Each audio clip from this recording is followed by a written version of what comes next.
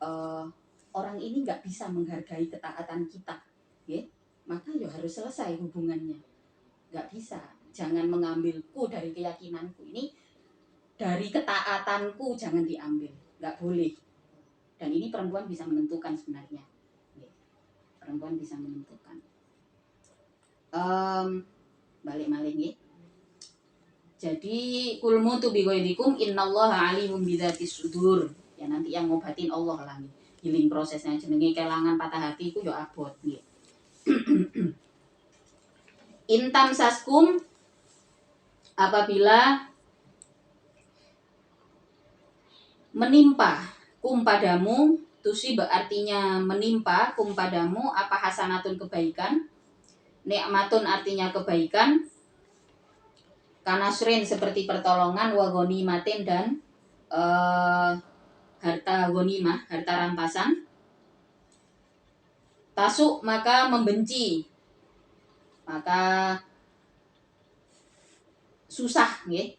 Maka susah siapa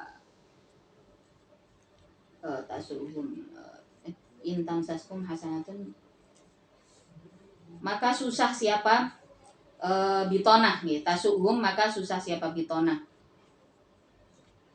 Tuhzinu artinya bersedih, menyedihkan apa hasanah hum bagi bitonah. Wa intusi dan apabila menimpa kum padamu apa sayyiatun keburukan, kahazimatin seperti pelarian, wajadbin dan kesulitan, yafrohu maka akan senang siapa bitona biha dengan sayyi'ah. Ini kalau di dalam psikologisnya ada istilahnya Schadenfreude dalam bahasa Jerman. Schadenfreude itu sakit bahagia. Nah ini kalau orang-orang yang di hatinya ada nifak, ya, ada kemunafikan, mungkin salah satu dari kita yang saling menyakiti, saling mengutuk, kutukan itu sudah nggak ada. Ya, kutukan itu ketika Rasulullah diutus, kutukan itu dijabut dari muka bumi. Kenapa? Karena Rasulullah nggak mau. Jadi gak ono kukutuk kau jadi batu sebenarnya. Tadi itu jelas legenda itu, bujuke cerita itu, ya. Jelas bujuke cerita itu.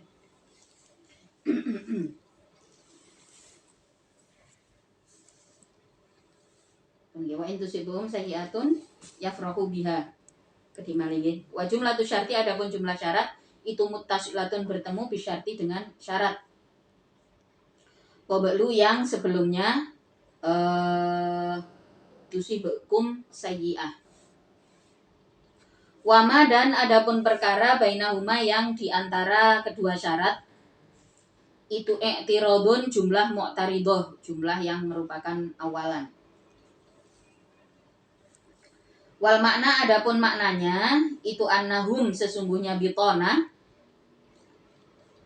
itu mutanahuna memuncak siapa bitona fi adawatikum di dalam permusuhanmu, di dalam memusuhimu. Falam tuwalu maka jangan mengasihi engkau hum pada bitona, ya, cukup hanya sesama manusia, ya. Kita nggak perlu memberikan perasaan yang lebih dalam daripada itu di dalam ketika kita berhubungan dengan orang yang berbeda keyakinan dengan kita, ya. Jadi bahkan di dalam fikih itu ada, kalau kita punya teman non-Islam yang kebiasaan mengucapkan salam, ya, ini kalau di dalam fikih kita nggak boleh jawab waalaikumsalam, ya. Itu nggak boleh. Kenapa? Karena memang ini ketentuan yang ditentukan oleh Allah, nih, karena dia nggak mau menyembah Allah gitu ya sebagai penciptanya. Dia nggak percaya bahwa penciptanya adalah Allah yang kita imani. Istilahnya ngoten, maka dengan apa namanya, dengan gagahnya, dengan kuasanya Allah mengatakan kepada kita bahwa Allah itu apa, ada ucapan para sahabat nih mengatakan bahwa Allah itu maha pencemburu gitu ya. Kenapa? ya sewajarnya lah, karena Allah menciptakan kita. Kita sudah meyakini kita beriman kepada Allah, terus otomatis Allah tidak akan suka dengan orang yang tidak beriman kepadanya, kan ngoten nggih. Niki sesuatu yang wajar. Ini sesuatu yang wajar, apalagi dikaitkan dengan ketuhanan. Nah, ketika kita berteman dengan orang yang tidak seiman dengan kita, maka di situ ada batas-batas. Secara syariat memang dibatasi. Kalau hubungannya secara profesional tok, mboten masalah. Rasulullah juga melakukan hal itu.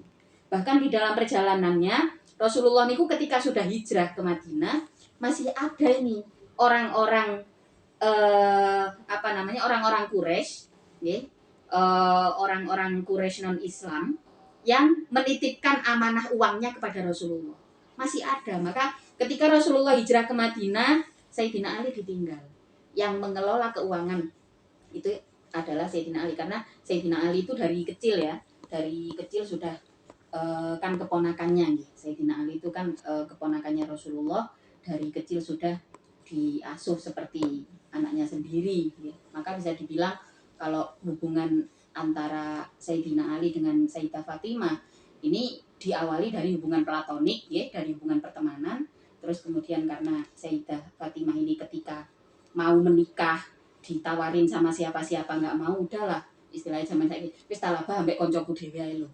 Jadi karena memang sulit nggih, Sayyidah Fatimah itu nggak bisa. Nah, Sayyidina Ali sangat-sangat dipercaya oleh Rasulullah untuk mengelola keuangan yang jadi gini, orang-orang Quraisy ini melihat, loh, iki loh, Rasulullah ini padahal kan mereka nggak percaya dengan ajarannya Rasulullah. Tapi saking sifat amanai Rasulullah sampai mereka nggak bisa ngambil duit lah. Kok lek tak joko teko kalau saya ambil dari Muhammad, terus tak titik nang sapa duit iki. Nah, jadi pada saat itu gini ki paradoks nggih, tidak sesuai dengan kenyataan. Jarene ku gak beriman ambek Rasulullah, tapi yo bingung lek duitnya dijogok kok dititipno sapa. Maka ada hubungan transaksional nih, ada hubungan yang sifatnya profesional antara Rasulullah dengan orang-orang yang belum beriman. Kalau hubungannya sebatas ini sama sekali nggak masalah, karena Rasulullah juga terjadi transaksi yang seperti ini, transaksi jual beli yang seperti ini, atau transaksi keuangan yang bentuknya seperti ini. Nah, yang pertemanan yang lebih dalam daripada itu memang harus dibatasi. Kecuali kalau kita punya teman non-Islam yang sering mengajak diskusi tentang perbedaan. Berarti di situ sebenarnya ada ini, ono melip-melip iman itu sakjane ono ngoten nggih. Tapi yo syaratnya kita juga harus paham betul dengan keyakinan kita. Kalau kita diajak diskusi nggak paham, mending menang. Mending menang, dijawab saonoe, gak usah ngengkel. Nggih, gak usah ngengkel tuas memperburuk pertemanan nek ngono iku. Kula niku enten kanca pastor. Pastor nggih, pastor. Dan nggak hanya pastor, nggih. Kenapa saya bisa akrab waktu itu? Karena beliau ini ada punya banyak sekali anak asuh yang dipekerjakan sampai dikuliahkan. Unike nggih. Sing di sekolah no iku yo sekolahnya macam-macam. Ono sing nanggone napa jenenge UIN nggih, ono sing nanggone Universitas Muhammadiyah ngoten nggih. Jilbaban arek-arek. Ya opo yes. Menengah nggih, tapi memang sering. Jadi karena dia pastor, otomatis pemahaman agamanya lebih nggih daripada orang Kristen yang biasa. Kalau ketemu ya banyak diskusi. Kalau ketemu banyak diskusi, dia hafal cerita para nabi yang ada di dalam Al-Qur'an itu apal deh. Apal rentetan ceritone, bahkan nyebute gak kok Abraham, mboten ngoten nggih, Nabi Ibrahim nyebute. Pinter. Jadi selain selain pastor, dia itu pastor itu sembunyi-sembunyi. Kalau yang dilihatkan ke orang-orang dia itu lawyer, pengacara, pengacara sing model nangani tanah-tanah ngoten itu. Nah ini sekilas cerita nih. Jadi ketika kita berteman dengan orang yang berbeda keyakinan, ya otomatis ada batasan-batasan syariat yang tidak boleh kita ingkari, nggak boleh kita lewati.